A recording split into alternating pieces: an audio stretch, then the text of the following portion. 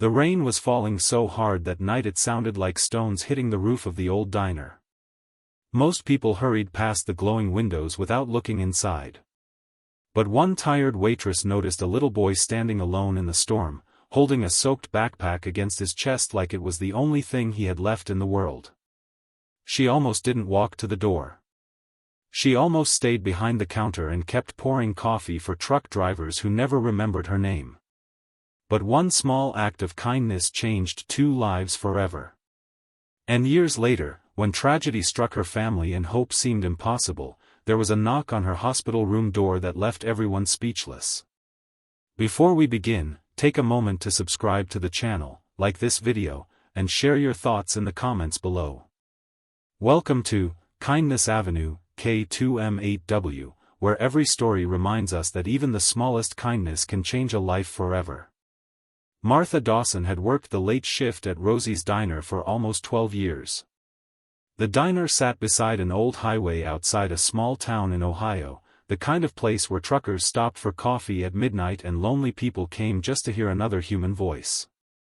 At 48 years old, Martha looked older than she really was. Life had carved worry lines into her face long before their time. Her husband had passed away 8 years earlier after a long battle with cancer, leaving her alone to raise their daughter, Emily. Money was always tight. The diner barely paid enough to cover rent, groceries, and Emily's school supplies. Most months Martha skipped meals so her daughter could eat better food. She never complained about it. She simply smiled and kept moving. That rainy November night had already been exhausting. One cook had called in sick, 2 customers had argued over a parking space, and the coffee machine had broken twice. Martha rubbed her aching back as she carried a tray of pancakes to a booth near the window. That was when she noticed the boy outside. He couldn't have been older than 10. His clothes were soaked. His sneakers looked too small for his feet. He stood beneath the flickering diner sign, shivering violently as cars splashed water onto the sidewalk beside him. Most people would have assumed he was waiting for someone. But Martha recognized something in his eyes. Fear. The kind of fear a child carries when they have nowhere to go. She set the tray down and walked to the entrance. The bell above the door rang as she opened it. "Hey sweetheart," she called gently over the rain. "You okay out here?" The boy looked startled, like he wasn't used to adults speaking kindly to him. "I'm fine," he whispered. Martha knew he wasn't. "You hungry?" The boy hesitated before giving the smallest nod. She stepped aside and held the door open. "Come inside before you freeze." The boy entered cautiously, dripping water onto the floor. Several customers glanced at him before quickly looking away. Martha guided him toward a corner booth. "What's your name?" "Daniel." "Well, Daniel, you sit right here." "I don't have money," he said quickly. "That's okay." His eyes widened. "You can still eat." For a moment, the boy looked like he might cry. Martha brought him a bowl of hot chicken soup, grilled cheese, and a large cup of cocoa with extra marshmallows. Daniel stared at the food like it was the greatest thing he had ever seen. "Thank you," he whispered. "You're welcome." Martha tried not to watch him too closely, but she couldn't help noticing the way he ate. Fast. Careful. Like someone afraid the food might disappear. After a while she sat across from him. "So where are your parents?" Daniel froze. "My mom's working." "At this hour?" "She works nights." "And your dad?" The boy lowered his eyes. "He left." Martha felt her chest tighten. She had heard that answer before from children who carried too much pain too young. "You waiting for your mom to pick you up?" Daniel didn't answer. That silence told Martha everything. "Daniel," she said softly, "do you have somewhere safe to sleep tonight?" The boy's lip trembled. "No." Martha looked toward the rain-covered windows. She thought about her tiny apartment. She thought about Emily asleep at home with a neighbor checking on her. And then she made a decision that common sense told her not to make. But kindness rarely waits for perfect circumstances. "You can stay with us tonight," she said. Daniel stared at her in disbelief. "Really? Really?" That night changed everything. Emily was nervous when Martha brought Daniel home. Their apartment only had one bedroom, peeling wallpaper, and an old couch that squeaked whenever someone sat down. But Emily quickly noticed how scared Daniel looked. So she smiled. "You can sleep in my room," she offered. "No, honey," Martha said. "He can take the couch." But Emily shook her head. "I want him to feel safe." Daniel looked at her like nobody had ever offered him kindness before. That night, after Daniel finally fell asleep, Martha sat at the kitchen table staring at unpaid bills while Emily whispered beside her. "Mom? Yeah? Can he stay longer?" Martha sighed heavily. "We don't even have enough for ourselves.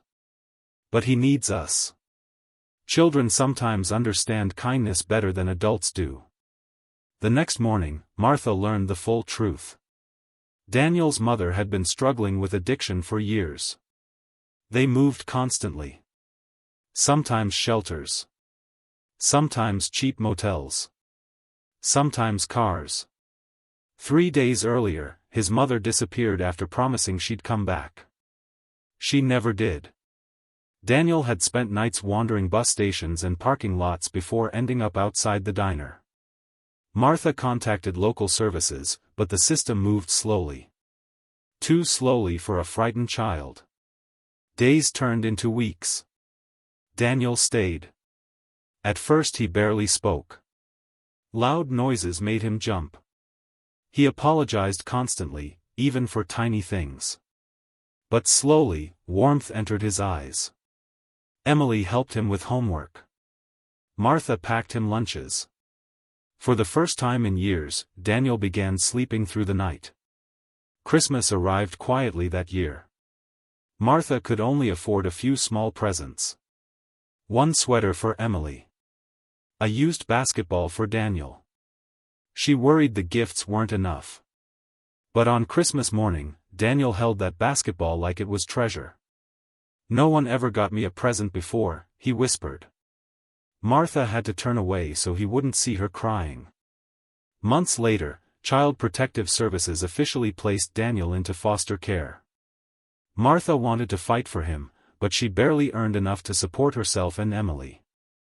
The day he left was heartbreaking. Daniel stood beside the social worker clutching his backpack. "Will I ever see you again?" he asked. Martha knelt beside him. "Of course you will. You promise?" "I promise." Daniel hugged her tightly. "You saved me." Martha kissed the top of his head. "No, sweetheart. You saved us too." After Daniel left, the apartment felt painfully quiet. Emily missed him terribly. So did Martha. For a while they received letters from him. Different foster homes. Different schools. Different cities. Then the letters stopped.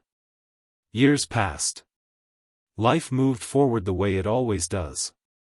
Emily graduated high school and became a nurse. Martha continued working at Rosie's diner, though age and exhaustion were catching up with her. Still, she never regretted helping Daniel. Not once. Even when money was tight. Even when life hurt. Because kindness leaves fingerprints on the soul. And those fingerprints never fully disappear. One cold February morning, Martha collapsed while carrying a tray at the diner. The diagnosis came 2 days later. Heart failure. Emily sat beside her hospital bed trying not to cry as doctors explained the damage. "She needs surgery," one doctor said carefully. "Soon. But insurance won't cover all of it," another added. The amount they needed felt impossible. Emily picked up extra nursing shifts. Martha tried to stay positive. But deep down, she knew the truth. Without surgery, her time was running out. Weeks passed. Bills piled higher. One evening, Martha stared out the hospital window as snow drifted softly across the parking lot. "I'm sorry," she whispered to Emily. "For what?" "For leaving you alone." Emily grabbed her hand immediately. "You're not leaving me." But fear hung heavy between them. That same night, a black SUV pulled into the hospital parking lot. A tall man stepped out wearing an expensive coat dusted with snow. He carried a small worn basketball beneath one arm. The receptionist looked up as he approached. "Can I help you?" "Yes," the man said quietly. "I'm looking for Martha Dawson." "Family?" He smiled softly. "Something like that." When the man entered Martha's room, she barely glanced up at first. But then she noticed the basketball. Old. Faded. The same one she had given away nearly 20 years earlier. Her eyes widened. "Daniel?" The man nodded, tears already filling his eyes. "Hi, Martha." For several seconds neither of them moved. Then Martha began crying. Daniel crossed the room and hugged her carefully. Emily stared in shock. "You found us?" Martha whispered. "I never stopped looking." Daniel pulled a chair beside her bed. He looked completely different now. Confident. Successful. Strong. But his eyes were still the same frightened little boy's eyes she remembered from the diner. "You kept the basketball," she said. "It reminded me that somebody cared whether I lived or died." Martha wiped tears from her cheeks. "What happened to you?" Daniel smiled softly. "One foster family finally adopted me when I was 14. They were good people. Really good people. They helped me believe my life could mean something." He glanced around the hospital room. "I worked hard. Got scholarships.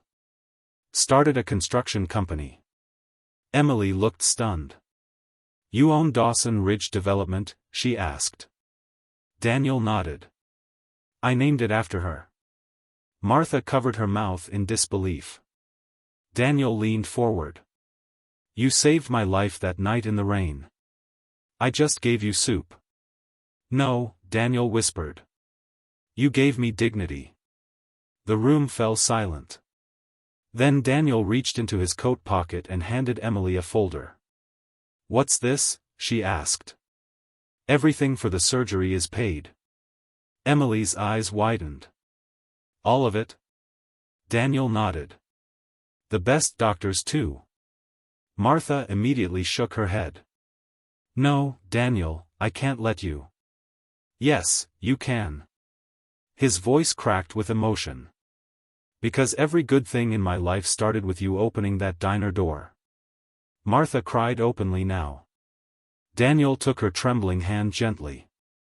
"For years I wondered why a stranger would help a dirty little kid nobody wanted." "You were never unwanted," Martha whispered. "But I believed I was." He looked down briefly before continuing. "That night changed the way I saw the world. I promised myself if I ever had enough, I'd help people the way you helped me." Emily opened the folder slowly. Inside were hospital approvals, payment confirmations, and something else. A foundation proposal. "The Martha Dawson Kindness Foundation," Emily read aloud. Daniel smiled. "It helps homeless kids and struggling single mothers." Martha looked overwhelmed. "You did all this?" "You taught me how." Over the next few weeks, Daniel visited every day. He brought flowers, books, coffee for tired nurses, and laughter that slowly filled the hospital room with hope again. Emily watched them together and realized something beautiful. Kindness had created a family where none should have existed. One afternoon, Martha asked Daniel a question she'd carried for years. "Why did the letters stop?" Daniel looked embarrassed. I got angry for a while. At the world. At my parents. At everything. He stared out the window. One foster home was really bad. I stopped trusting people again. Martha squeezed his hand gently. But you made it through. Because I remembered you. Daniel smiled sadly. When things got hard, I'd think about that diner. About hot soup. About someone calling me sweetheart. Martha laughed softly through tears. You remember that? I remember everything. The surgery day arrived at last. Emily barely slept the night before. Daniel stayed at the hospital until dawn. When nurses rolled Martha toward the operating room, fear filled her face. Daniel walked beside her bed. Hey, he said gently. She looked at him. You're gonna be okay. How do you know? Because good people deserve more time. Martha smiled weakly. You grew up into a good man. That's your fault. Hours passed slowly. Emily paced endlessly. Daniel sat quietly holding the old basketball. Finally, the surgeon emerged. The operation was successful. Emily burst into tears of relief. Daniel closed his eyes and whispered a silent thank you. Recovery was difficult, but Martha slowly regained strength. And during those long recovery weeks, something unexpected happened. The story spread. One nurse shared it online. Then another. Soon thousands of people across the country were talking about the waitress who helped a homeless boy and the man who came back years later to save her life. Letters poured into the hospital. People sent donations to the new foundation. Some shared stories of kindness they'd received as children. Others admitted they had lost faith in humanity until hearing Martha and Daniel's story. A television station even interviewed them together. The reporter asked Daniel the question everyone wanted answered. Why do you think one small act of kindness had such a huge impact? Daniel thought quietly before answering. Because when someone helps you at your lowest moment, they change the story you tell yourself about the world. The interviewer nodded slowly. Daniel continued. Most people think kindness has to be something huge. But sometimes it's just soup on a rainy night. Sometimes it's one person saying, "You matter." Millions of viewers watched the interview. Many cried. Some called relatives they hadn't spoken to in years. Others volunteered at shelters. Teachers shared the story with students. And somewhere across America, strangers began treating each other a little more gently. Months later, Martha returned to Rosie's diner for the first time since her surgery. The bell above the door rang just like it had years earlier. Everything looked smaller now somehow. The old booths. The coffee stains. The flickering lights. But one thing had changed. A new sign hung near the entrance. Kindness served daily. Daniel had paid for renovations quietly while Martha recovered. The diner owner hugged her tightly. You famous now, he joked. Martha laughed. No. Just lucky. Customers recognized her immediately. Some applauded softly. Others simply smiled. Martha walked to the corner booth where Daniel had once sat soaked from rain. For a moment she could almost see the frightened little boy again. Then the diner door opened. A teenage girl stepped inside carrying a crying toddler on her hip. The girl looked exhausted. Scared. Lost. Martha recognized that look instantly. The young mother approached the counter nervously. Can I just get some hot water for the baby bottle? She asked quietly. I don't really have money. Without hesitation, Martha smiled warmly. Sweetheart, sit down. The girl blinked in surprise. I'll bring you something warm to eat. Daniel watched silently from a nearby booth. And he smiled. Because kindness had come full circle. The foundation grew rapidly over the next 2 years. Shelters opened in 3 states. Scholarships helped hundreds of children. Counseling programs supported struggling families. But Martha insisted on staying involved personally. She visited shelters often. Cooked meals. Read stories to children. And every single child received a small gift on Christmas morning. No exceptions. One December evening, Daniel found Martha placing basketballs beneath a shelter Christmas tree. He laughed softly. "Still doing that?" She smiled. Some gifts matter more than people realize. Daniel became emotional watching the children run through the shelter halls laughing. "You know," he said quietly, "I used to think my life started the day someone finally adopted me." Martha looked at him carefully. "But it didn't." "When did it start?" "The night someone opened a diner door during a storm." Years later, Emily would tell her own children this story many times. Not because it was famous. Not because people online loved it. But because it reminded her of something the world desperately needed to remember. Kindness is never wasted. Not ever. You may forget the moment you helped someone. But they may carry it forever. A warm meal.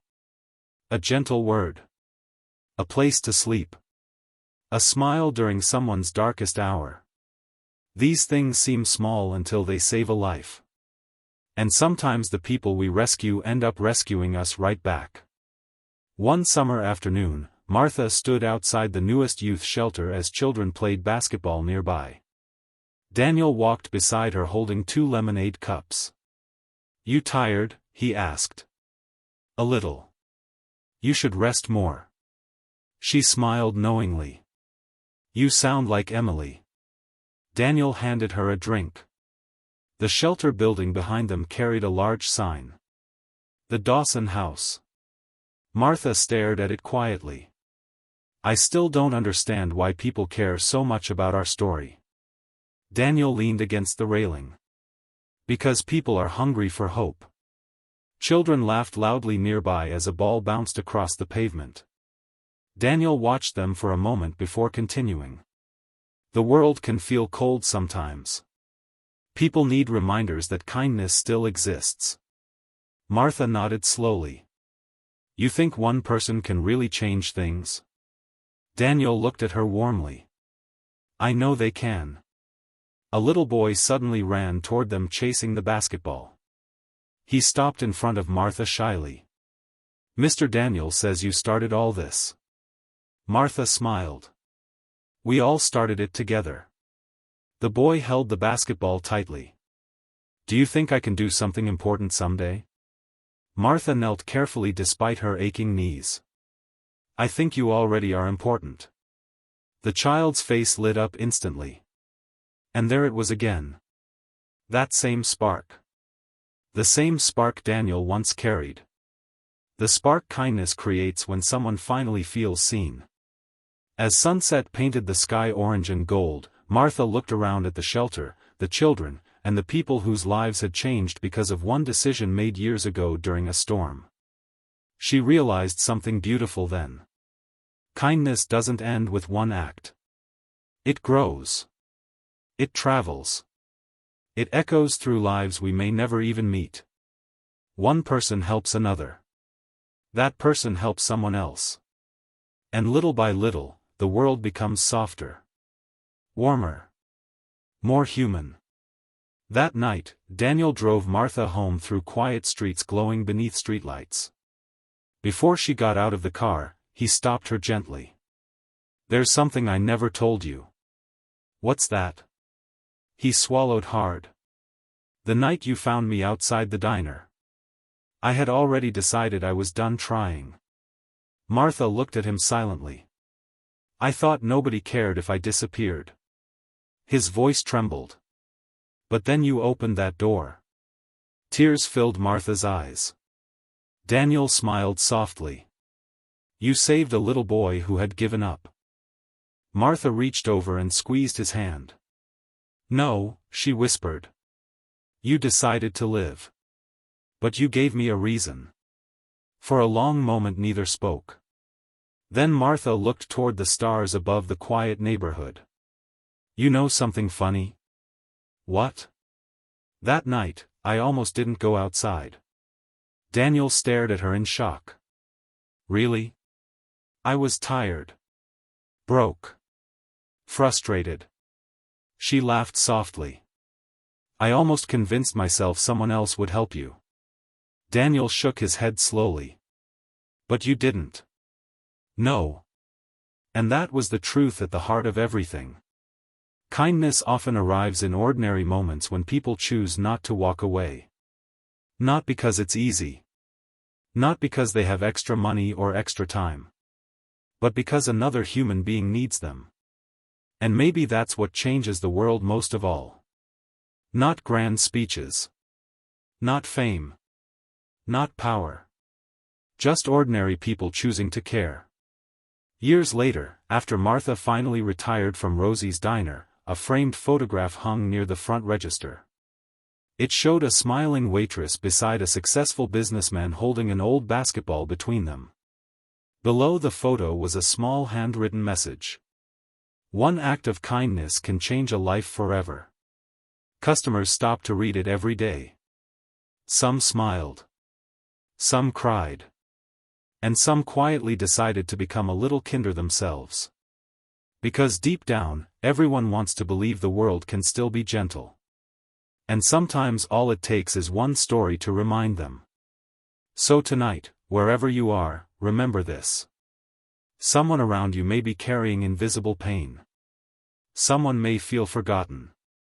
Someone may be standing in their own storm waiting for a door to open. Your kindness might be the thing that saves them. A warm meal. A patient conversation. A moment of compassion. These things matter more than we realize. And even if you never see the outcome, kindness has a way of traveling farther than we can imagine. Just ask a waitress from Ohio. Or the little boy who never forgot her.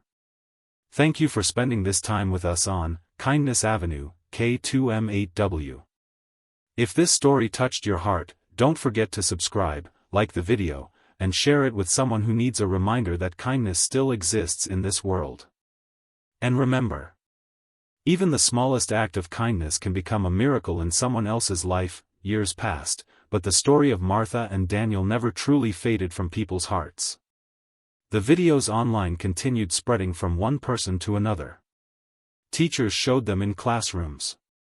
Church groups talked about them during Sunday gatherings. Parents shared the story with their children before bedtime.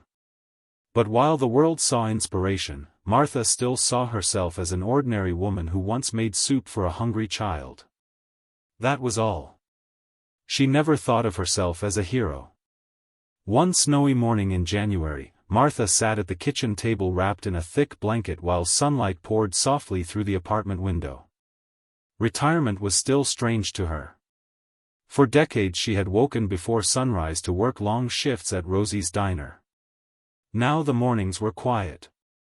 Too quiet sometimes. Emily walked into the kitchen carrying coffee. "You're thinking too hard again," she said with a smile. Martha laughed softly. "You know me too well." Emily sat beside her. "You miss the diner?" "A little. You can still visit." "It's not the same." Martha stared down into her coffee. "For so many years, serving people gave me purpose." Emily squeezed her hand gently. "You still help people every day." That part was true. The Martha Dawson Kindness Foundation had become much larger than either Martha or Daniel imagined. Shelters were full. Food programs expanded. Volunteers signed up faster than they could organize them. And yet, Martha often felt guilty resting while others struggled. She had spent most of her life surviving. She didn't know how to slow down. That afternoon Daniel arrived unexpectedly carrying a large cardboard box. "What's this?" Martha asked. "Memories," he replied. He placed the box on the table carefully. Inside were dozens of letters. Old photographs. Drawings from children. Thank you notes written in shaky handwriting. Martha looked overwhelmed. What is all this? People send these to the foundation every week. Daniel smiled warmly. I thought you should read them. Martha slowly opened one envelope. Inside was a handwritten note from a teenage girl in Texas. Dear Miss Martha. I saw your story online last year after my mom died. I was angry at the world and stopped talking to everyone. Then my teacher showed us your interview. I started volunteering at a shelter after school because I wanted someone else to feel less alone. Last month I decided I want to become a social worker someday. Thank you for helping me believe kindness matters. Martha pressed the letter against her chest silently. Then she opened another. This one came from an elderly man in Arizona. Your story reminded me that I stopped caring about people after losing my wife. I spent years shutting everyone out. Yesterday I cooked dinner for my lonely neighbor for the first time. We laughed for hours. Thank you for reminding an old man how to be human again. Martha's eyes filled with tears. Daniel watched her quietly. You see now? He asked softly. Martha shook her head in disbelief. All this from one night? Daniel smiled gently. No. All this from one choice. For the first time, Martha truly understood how far kindness could travel. Not just through one life, but through thousands. Weeks later, the foundation prepared for its biggest project yet, opening a new youth center in Chicago for homeless teenagers. Daniel wanted Martha to attend the opening ceremony. At first she refused. You know I hate speeches. You don't have to give one. That sounds suspicious. Daniel laughed. Okay, maybe a small one. The trip to Chicago was emotional from the beginning. When Martha entered the building for the first time, she froze. The walls were covered with murals painted by children from the shelters. Bright colors filled every hallway. Hope seemed alive inside the building. But one room affected her more than anything else. The dining hall. Long wooden tables stretched across the room beneath warm lights. At the entrance hung another sign. No one eats alone here. Martha covered her mouth as tears filled her eyes. Daniel stood beside her quietly. I wanted every kid who walks in here to feel what I felt at your diner. She turned toward him. You built all this? We built it. The opening ceremony drew reporters, volunteers, city leaders, and dozens of families helped by the foundation. Martha tried hiding near the back. It didn't work. When Daniel stepped onto the stage, applause filled the room. He spoke calmly at first, thanking volunteers and donors. But then his voice softened. People often ask why this foundation exists. He looked toward Martha. The answer is simple. Because one woman saw a scared little boy standing in the rain and decided he mattered. The room became silent. Daniel continued. When I was 10 years old, I believed the world had forgotten me. I thought kindness was something that happened to other people. His eyes filled with emotion. Then someone gave me soup, warmth, and dignity when I had nothing.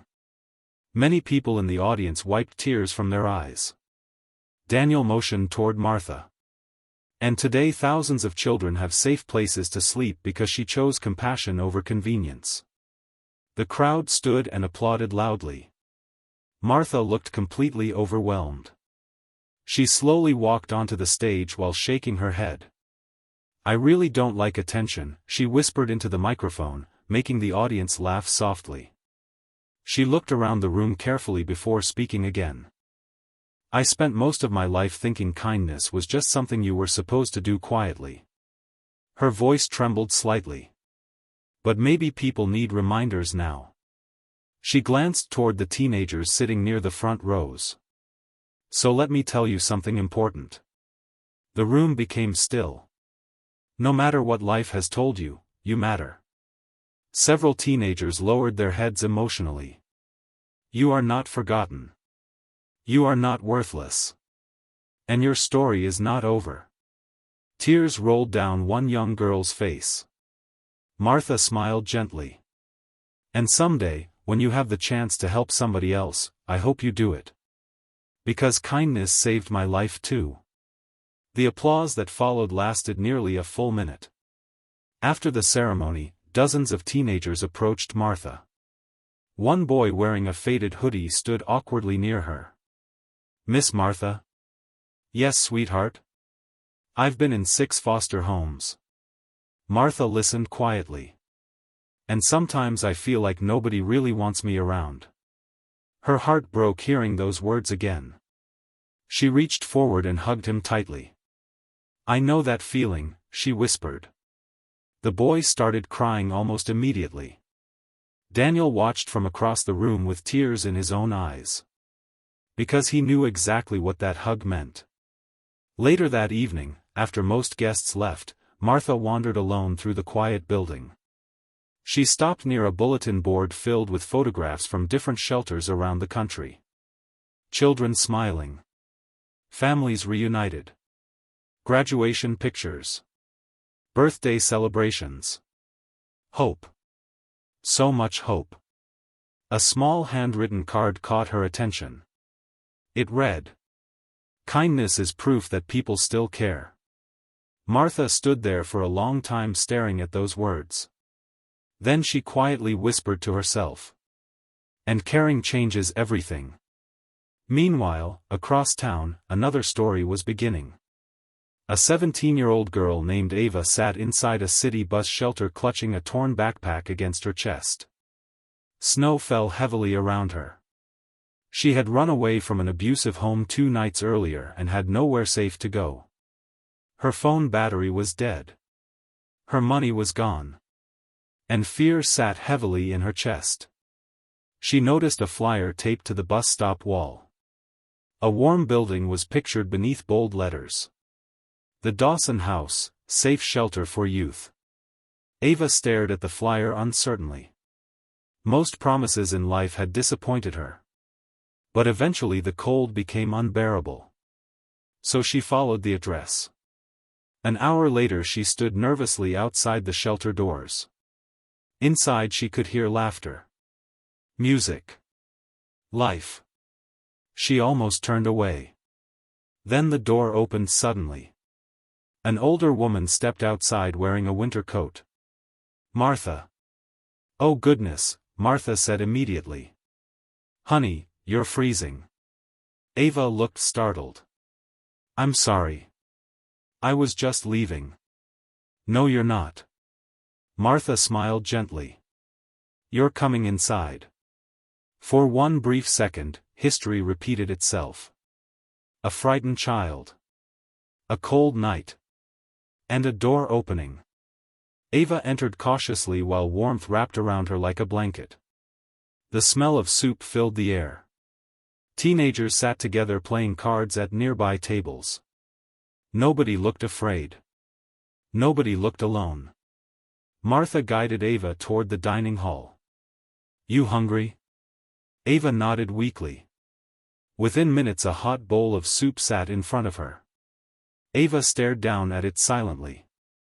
Then tears suddenly rolled down her cheeks.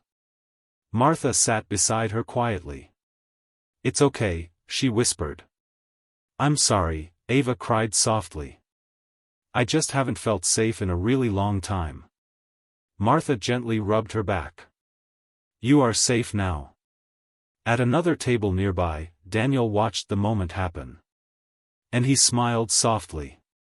Because kindness was continuing exactly the way it was meant to. Not as a single story frozen in time. But as a living chain passed from one heart to another. That night Ava slept peacefully for the first time in months. Over the following weeks she slowly opened up to counselors at the shelter. She started attending school again. She laughed more. Smiled more. And every evening she helped serve dinner beside Martha. One night while washing dishes, Ava finally asked the question everyone eventually asked. Why do you do this? Martha looked confused. Do what? Help people you don't even know. Martha smiled softly. Because someone once needed help and I had the chance to give it. Ava stared at her thoughtfully. That's it? That's enough. Months later Ava stood on stage at the Shelter Talent Show reading poetry she had written herself. Her hands trembled with nervousness. Then she noticed Martha and Daniel smiling supportively from the front row. And for the first time in her life, Ava felt proud of herself. Her final poem line brought the entire room to tears. Sometimes the people who save us never realize they were rescuing a future they couldn't yet see. Martha cried openly after hearing it. Daniel leaned toward her. Sound familiar? She laughed through tears. Very. As the years continued passing, the foundation expanded farther than anyone imagined possible. But Martha always insisted on one simple rule across every shelter and program. Every person must be treated with dignity. Not pity. Not judgment. Dignity. Because Martha understood something many people didn't. Most struggling people aren't looking for miracles. They're looking for someone to care. One evening, while sorting donations at a shelter in Detroit, Daniel asked Martha something he had wondered for years. Were you ever scared? About what? Helping me. Martha smiled thoughtfully. Of course I was. Daniel looked surprised. You were? I was a single mother barely paying rent. Bringing a stranger home wasn't exactly responsible. They both laughed softly. So why did you do it anyway? Martha became quiet for a moment. Because sometimes your heart knows something your fear doesn't. Daniel nodded slowly. That might be the smartest thing you've ever said. Oh hush. The shelter volunteers laughed nearby as Martha playfully rolled her eyes. But Daniel never forgot those words. Because they explained everything. Kindness is rarely convenient. Rarely easy. And rarely logical. But it changes lives anyway. Late that same year, Martha received an unexpected letter with no return address. Inside was a short message. Dear Martha. You don't know me, but years ago I was the nurse who checked Daniel into an emergency foster shelter after his mother disappeared. He barely spoke. He looked completely broken. Then one day he wouldn't stop talking about a waitress who gave him soup and called him sweetheart. I think that was the moment he started believing life could still be good. Thank you for giving a scared child hope when the world had almost taken it away. Martha sat silently holding the letter long after reading it. Then she carefully folded it and placed it inside the same memory box Daniel had brought months earlier. A box now overflowing with proof that kindness echoes farther than we realize. That winter, Rosie's Diner celebrated its 50th anniversary. The owner begged Martha to attend. When she arrived, the diner was packed with people. Photographs covered the walls showing decades of customers and workers. But one photograph hung directly above the entrance. A younger Martha standing beside a shy little boy holding a basketball. Below it were the words. Some heroes wear aprons. Martha laughed when she saw it. Oh, that's ridiculous. But secretly, she was touched. During the celebration, customers shared stories about moments of kindness they experienced inside the diner over the years. Free meals during hard times. Late-night conversations. Help with rent money. Support after funerals. Tiny moments Martha barely remembered. Yet those moments had stayed alive inside others for decades. An elderly truck driver approached her near the end of the evening. You probably don't remember me, he said. Martha smiled apologetically. I'm afraid my memory isn't what it used to be. The man chuckled softly. 20 years ago my wife died. I came in here every night because I couldn't stand being alone in my apartment. Martha listened quietly. You'd sit with me after closing and let me talk about her. Tears filled his eyes. You kept me alive during the worst year of my life. Martha hugged him tightly. And once again she realized something extraordinary. Kindness often matters most when we don't even realize we're giving it.